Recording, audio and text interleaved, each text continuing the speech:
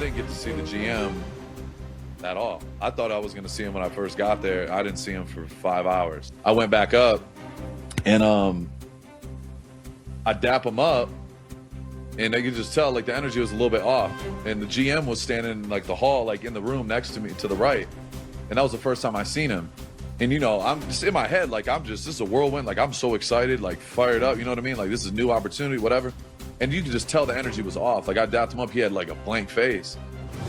The Ravens guys called me, and it's like, yo, we're trying to figure this out. You know, we're gonna get this done. Don't worry. Like, 5 minutes later, CJ calls me. It's like, they're backing out. I'm like, holy shit. So I'm, like, frozen. I'm like, what the f***?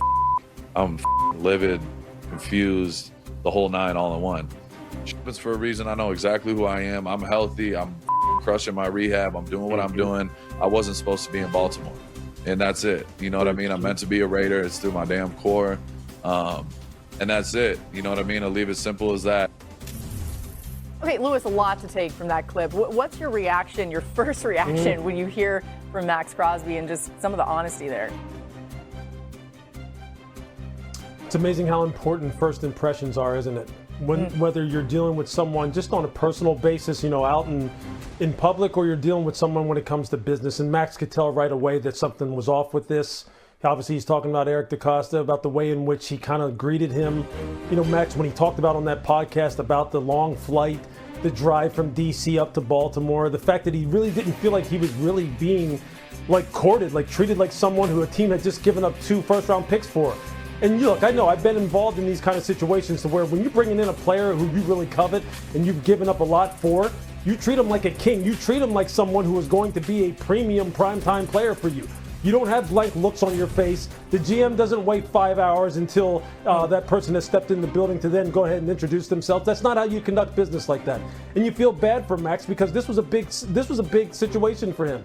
Moving across country, moving your family across country after you have spent your entire career at one place is a big deal. So you should be kind of afforded that kind of respect. So that's number one. Number two, I think when you hear him talk about the fact that he is happy, or rather, I shouldn't say happy, he feels as though he was born to be a Raider and that he's a Raider through and through. I can speak to that. I don't know how it is now out there in Vegas, but I can tell you this. When the team was in Alameda and we were playing in the Oakland Coliseum and guys like Lester Hayes and Mike Haynes and Matt Millen and Fred Biletnikoff and those guys were coming around, and Jack Tatum and George Atkinson, you know what it felt like to be an old school Raider. And it is a sense of pride that is hard to really put into words. And Max has all that. He has all that. You can tell he has it. And you just kind of feel bad for the guy, considering everything that he's overcome in his life, in his career, that he had to go through this in the first place. I hope he winds up staying in Las Vegas, to be honest with you. He deserves to be a Raider from beginning to end. I bet you the Ravens wish that Maxx Crosby didn't have his own podcast, like you were kind of saying. About that. This is a bad look for Baltimore. At least if Max's side of the story is real and true, and we have no reason to think it's not, it's a bad look for Baltimore. I'll kind of flip it forward. I think one, because there's probably a lot of question marks still of like, okay, what is his knee actually like? Yeah. We'll know, I would imagine, because if the Raiders decide to hold him, they're saying it's all on track. That's coming from the surgeon that we know is very credible. Right. And so I would imagine if the Raiders are going to continue to hold on to Maxx Crosby and not move him, that they've got to be confident that he's going to get healthy and get back to the type of player he was. Or if they're going to be overly aggressive in moving him, maybe they have their own doubts. So I think we'll have a little bit of an understanding as this goes. I think the second part is, how does this non-trade impact their timeline in Las Vegas? Because they are without 2 first-round picks that they were thinking they were going to have. And so after all that free agency spending, it was kind of like, could they get competitive in the next year or so? Now without those 2 picks, how do they pivot, at least from what their plan was in the now and maybe in the next 6 to 12 months? Adam, we're all kind of feeling this way that maybe it does make more sense for Maxx Crosby to stay in Vegas. What more can you tell us about what you're hearing about his future there? Yeah. Laura, look, there are a lot of options out there. There are a lot of ways they still can go, but the overwhelming way that it looks like it's trending and tracking right now is for Maxx Crosby to remain a Las Vegas Raider. The trade talk started when he didn't want to be there anymore. And now he himself is saying on his podcast that he does want to be there, that he wants to be a Raider for life. And as long as he wants to be there and other teams wouldn't be willing to give up what Baltimore was in light of what happened here in the last week with the medicals, then clearly the overwhelming likely path here is for him to stay in Las Vegas. He goes back there. This team is tracking with the arrow pointing up right now.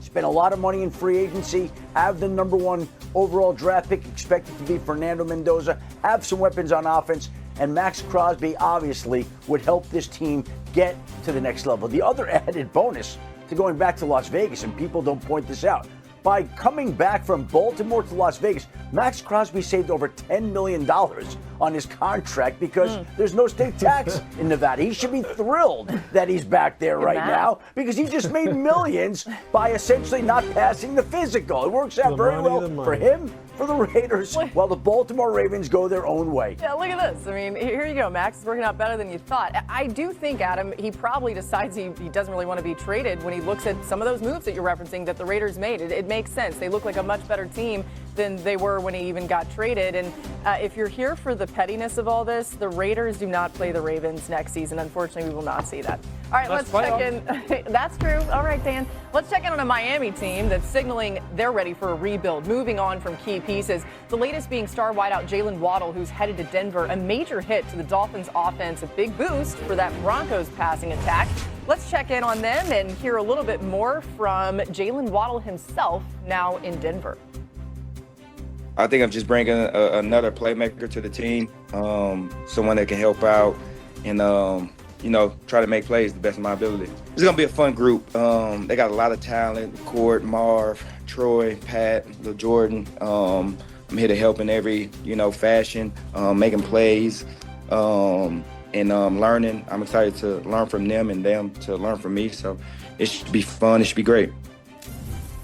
Hey, Waddle's been one of the most productive receivers in the NFL over the last 4 seasons, averaging 10 yards per target. That's the best in the NFL among 26 players with at least 400 targets since 2022. Last season, the Broncos receivers averaged 9th fewest yards, per target. You can see the difference in the instant boost that Jalen Waddle will add. And Dan, what can the addition of Waddle bring to this Broncos passing game that felt like this is kind of the one piece they needed to solidify? Yeah, explosive pass plays, and it's really the part of their offense that I would tell you was the weakest element. Waddle is a complete receiver. I don't want to just paint him as just a vertical threat. He could run all routes, middle of the field, in breakers, catch the ball, do something with it in the yards after the catch game, absolutely. But he is a vertical threat as well. His ability to make the big explosive plays down the field is absolutely one of his strengths. And I would sit here and tell you, as much as I've liked watching Denver's offense, and there's been this evolution under Sean Payton that it's sprinkled a little bit of like the college element in, it hasn't looked like I expected it to in totality when it comes to like the Saints stuff, which was notorious for the play action chunks, the 20 to 25 yard big throws, and then the big ball down the field. This answers that. They haven't had that guy that was consistently going to be that. Jalen Waddle is. This was a very, very good football team. This was the one spot you can truly make a case they didn't have. They do now. Yeah, Lewis, when you think about the other receivers they have on this roster in that group, how does Waddle mesh with what those guys look like on the field? Well, the cool thing about it is that they're all interchangeable. You'll see Cortland Sutton playing the slot, he'll play the X and the Z. You'll see Jalen Waddle, he can play the slot, the X. Troy Franklin can play the slot, the X to Z. Marvin Mims, he's a catch and run guy, a guy who's just explosive with the ball in his hands. Pat Bryant, he's a big physical slot player who really is kind of like, some of the wide receivers that Sean Payton had when he was in New Orleans. Think of guys like Marcus Colston, who really just chewed people up with a bigger body on the inside. So what Jalen brings you is in a different package. He brings you that same versatility, but he has the juice down the field. I mean, the guy has legit, when you're standing there as a secondary player, you're going, where's 17? And if I'm one-on-one with him in any way, shape, or form, you're looking, what leverage do I have and where's my help? What leverage do I need to take and where's my help? And what that winds up doing is it winds up making you get distracted with everyone else, and it's just going to open up the entire offense. And if they can get the run game going, if Davis Webb now is the new play caller, can get the run game going, the play action passing game is going to get going, as Dan just alluded to, the Broncos are going to level up big time.